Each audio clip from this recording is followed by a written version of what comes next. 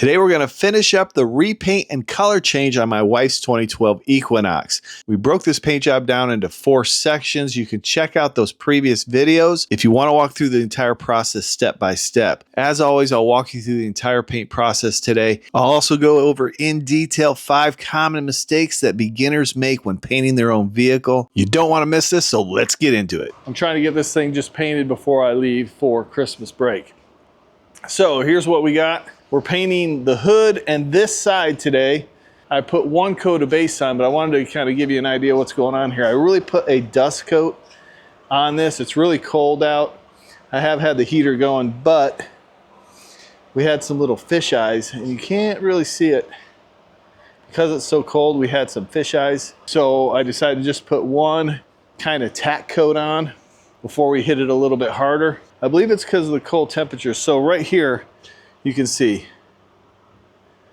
if you're spraying on a cold day, you want to watch out for this. Now, it's not going to create an issue if you put a tack coat on and then you gradually build it up, and then you can hit it a little bit harder and get the coverage you're looking for. But if you're not aware of it and you just blast color on there, it's going to create really deep fish eyes, and that's going to be a problem. Let's go ahead and put another coat on this. We're using the Inokraft Drizzle D1. This is a low volume, low pressure paint gun here.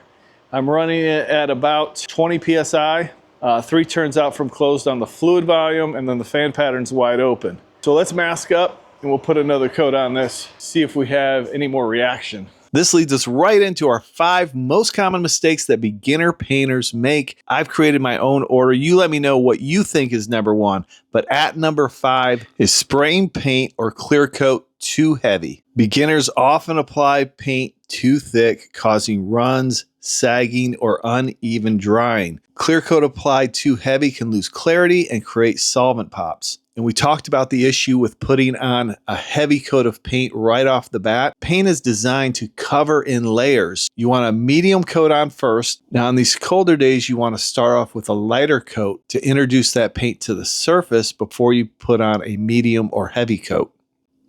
You're always better off to apply multiple thin, even coats instead of trying to achieve full coverage in one pass.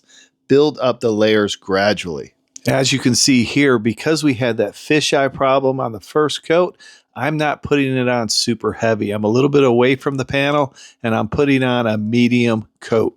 And we're going to evaluate that, see if we have those continued fisheyes. Number 4. Not allowing proper flash time in between coats, whether that be base coat or clear coat.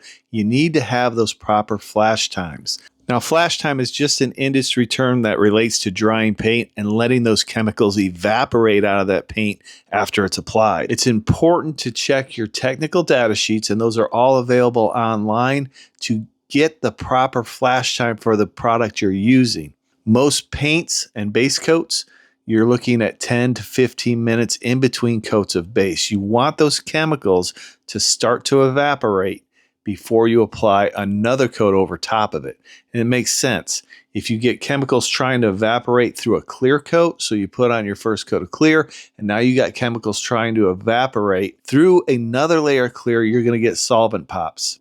Solvent pops is tiny little bubbles or dots that are going to show up in your clear coat from those vapors trying to evaporate. And you definitely don't want that in your final coat of clear. That's why you want to let that clear coat gas off before you apply your second coat. Follow recommendations of your paint and your clear coat's technical data sheet.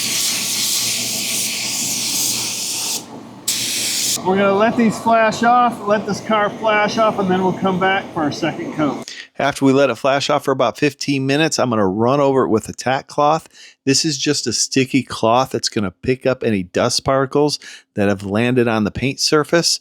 You want to make sure it's nice and clean before you apply your second coat. And you can see how nice and smooth this base coat is. That's what you're looking for. You want a smooth base coat finish. If it appears rough or grainy, then you're putting it on too dry, okay?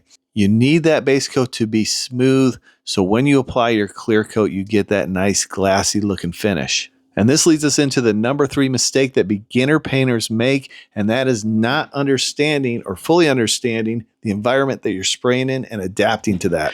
As a hobbyist or a DIYer, chances are you're not spraying in a paint booth. So you need to do everything you can to limit the amount of dust or trash that's going to land in your paint surface. And it's not just that. You need to account for the humidity, the temperature, contaminations. You need to be aware of fish eyes and curing issues. DIY painters often work in garages without proper ventilation or cleanliness. So you need to be aware of that, and you need to make the proper adjustments. So it's important that you create a clean, dust-free space with proper ventilation. You want to monitor the temperature and the humidity levels. What I like to do, and I've talked about this in previous videos, I like to pressure wash every vehicle before I paint it. I'll pressure wash all the nooks and crannies that are going to hold dust or trash. You want to make sure you're clean, so I blow myself off before I paint. Make sure any lint's been removed, any dust that's on me from the day. Sometimes I'll wet down the floor to keep that dust down. You want to remove all the trim you can, moldings, weather belts, headlights. Behind those things and in those cracks and crevices is dust and accumulation of dirt. When you remove that, you can easily clean that out and just eliminate one more chance of dust getting in your paint surface.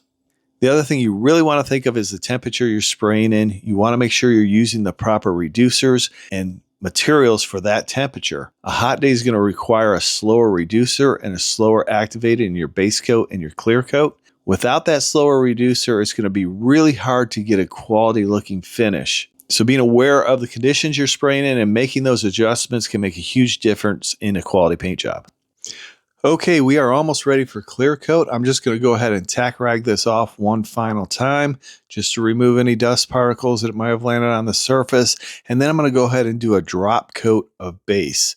So what I'm going to do on this drop coat is I'm just going to move back from the panel just a little bit and basically just fog a coat of base on this. This particular color, I think we've talked about in the last couple videos, has a tendency to have light and dark spots if you apply it unevenly.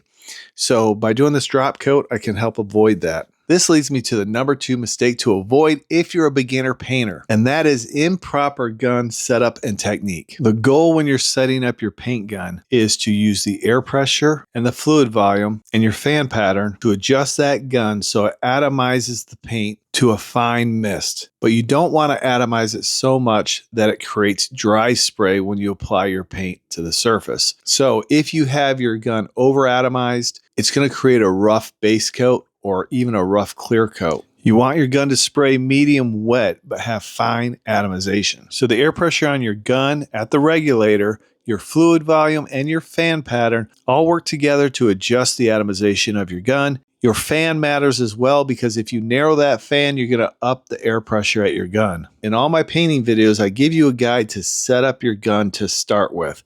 So with this low volume, low pressure paint gun, I advise that you don't open that fluid volume up all the way. I always tell beginners to set your gun up 2.5 to 3 turns out from close. So we close it all the way. We open it up 2.5 to 3 full turns. It's going to give you the opportunity to adjust your air pressure according to your fluid volume so you get the maximum atomization without creating dry spray. You always want to set up that fan pattern first because adjusting that fan pattern is going to affect your air pressure. So once you've adjusted your fan pattern, adjust your fluid volume, and then adjust your air pressure. Now your air pressure for base coat doesn't need to be as high as it does in clear coat. Clear coat's a thicker product, so you need a little bit finer atomization.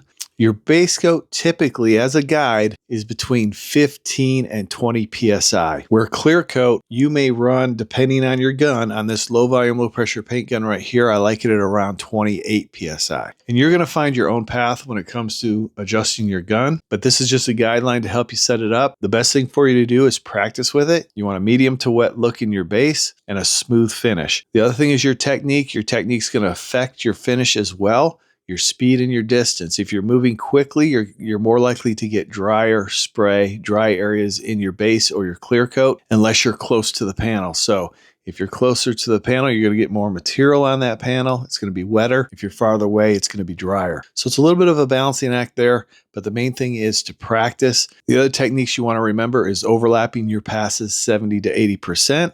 You never want to stop or start on a panel. In general, your base coat needs to be medium wet, and you should spray your clear coat how you want it to look at least on your final coat. If the first coat's not perfect, it's okay. Your final coat needs to be sprayed how you want it to look. Now it's time to lay down some clear coat. The clear coat I'm using today is the Sherwin-Williams FC740. This is an overall clear coat. Supposedly has a deeper finish and a higher solids in the clear coat.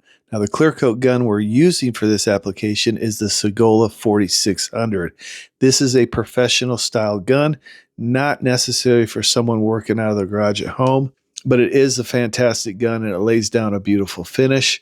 For this particular gun, I do adjust it a little bit differently. I'm spraying with the fluid volume wide open, the fan pattern's wide open, and the air pressure is set at 25 PSI. Again, we're overlapping our passes 70 to 80%. Very important with clear coat so you get a nice uniform finish. Again, consistent speed, consistent distance from the panel. I know I'm giving you a lot of information here, but it's really not that difficult. Take a little time, practice. You can really produce a beautiful looking finish. Anyone can do this as long as you have the proper equipment and the desire. And the number one biggest mistake beginners make when painting their car is inadequate surface preparation. Skipping or rushing surface prep leads to poor adhesion, peeling paint, and visible imperfections, along with dust, grease, and rust can ruin even the best paint job. So it's very important to thoroughly clean, sand, and degrease the surfaces. Use proper grit sandpaper, a wax and grease remover, or a rubbing alcohol.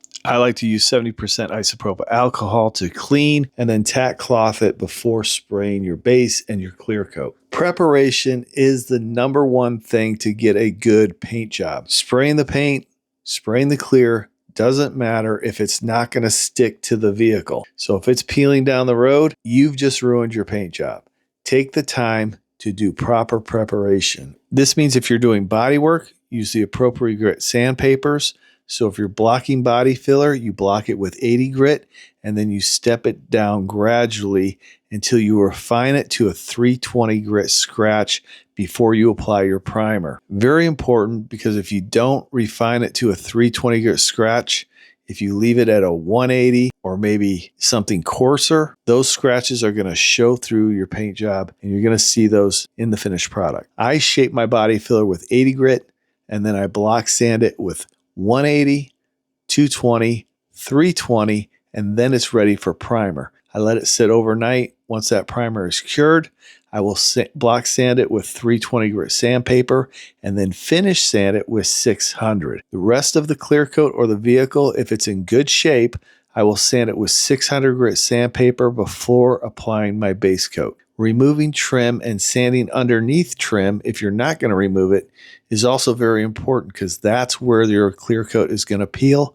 if it's going to peel anywhere. Unless you absolutely don't sand it, rarely is clear coat going to peel in the middle of a panel. It's going to start on the edge of a panel or near a piece of trim that you didn't remove. If you're doing an overall paint job, you want to remove as much trim as possible. You also want to make sure your surface is clean before you start applying any paint. After our first coat of clear, we're going to let this flash off for 10 to 15 minutes, and then we're going to apply a second coat of clear. We only need 2 coats of clear, and we're going to spray that second coat of clear how we want it to look. So let's go ahead and take a look at the finished product. Here's a good look at the finished product. I have to say, I didn't really want to paint this vehicle to start with, but I really do love the color. I think it turned out amazing. My wife loves it. However, we did have one issue with this run here.